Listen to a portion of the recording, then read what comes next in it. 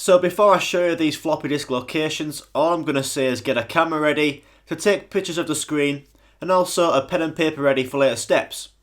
So let's go for the hardest floppy disk, and this one is before the cargo bay area, and you'll need to come to this vent here, and inside the vent you can see on the floor a floppy disk. So all we do is get our entangler out, aim it through the gap in the bars, keep the trigger held down as we hover over the floppy disk, and then your gun will pick up the floppy disk.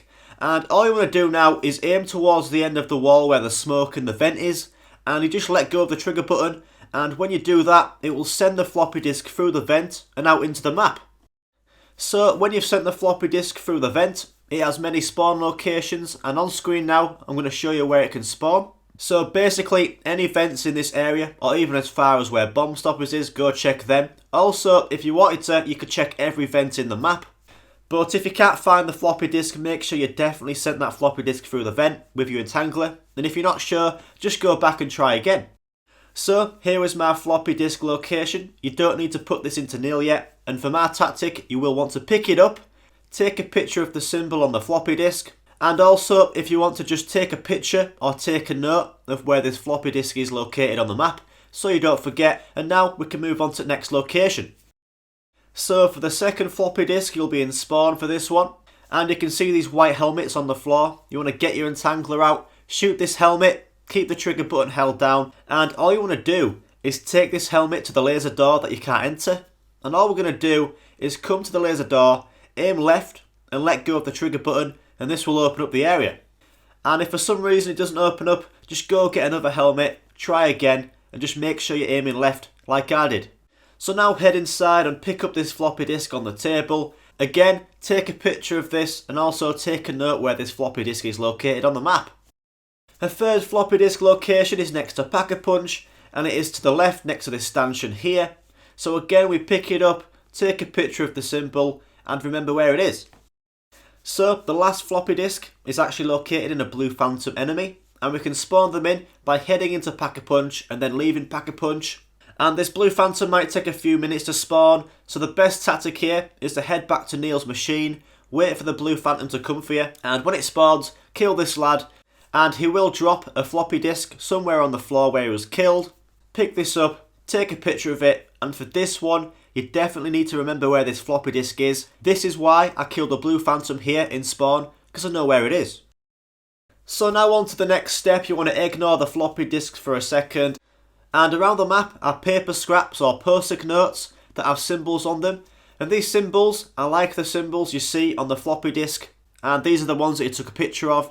And yes, I could show you their locations, but I've made this epic screenshotable guide for you fellas. So screenshot this fellas, because all the paper scraps are the same for everyone in everyone's game.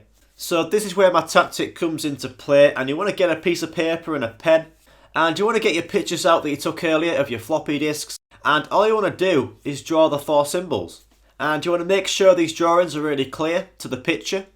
So now you've drawn your symbols, look at the guide I gave you with all the paper scraps on, and then look at your drawings and see which row has all four of your drawn symbols in. And you want to be careful because some symbols look very similar, but you should be able to find the row very quickly. And for me, all four of my symbols were in this row. So what you want to do now to make this super easy is draw that row of 6 out on some paper that has your 4 symbols in. So your paper should look something like this fellas, and the aim here is to look at your symbols, look at the row, and see which one comes first in the row of 6. So as you can see, this symbol is the first of my symbols in the row of 6, so all we do is put a number 1 near that symbol.